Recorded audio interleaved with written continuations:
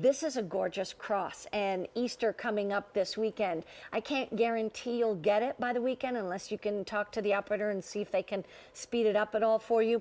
But I do want you to know it is customer top rated. This is beautifully done. It's sold out in September. We have it for a price tag of only $40.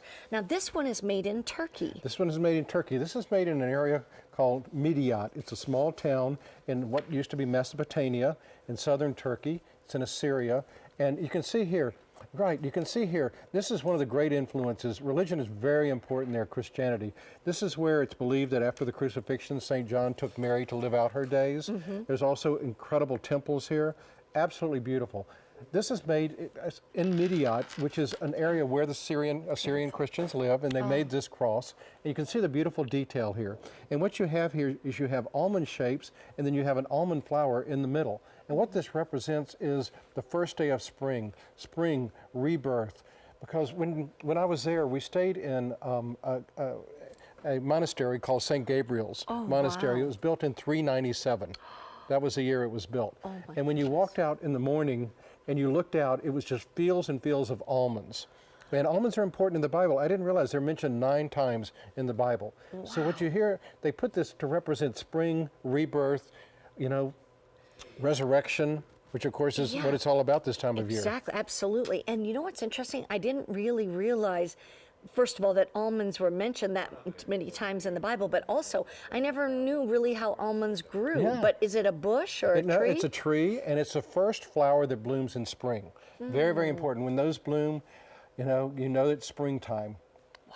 And look at the detail here. I know it. You know, Telkari is a special filigree term, which means embroidery. So when you see this, they start with the high polished large areas of solid sterling silver, but then they come in and they weave sterling silver into each section of the cross. Like little wires. Like little wires, little wires. right. Oh my goodness, that is incredible. Now I just measured it. It's 2¼ inches from top to bottom, 1 inch side to side. That is stunning. Now, one thing is that it does not come with the chain. This is a necklace coming up that's made in India that has all sapphires on it. We'll also have it in all rubies and in all emeralds for you. So you could choose to put it on that if you wanted to, or it might be maybe already have a different artisan crafted chain that you want to put it on. But this is customer top rated, sold out in September. We have not seen it since.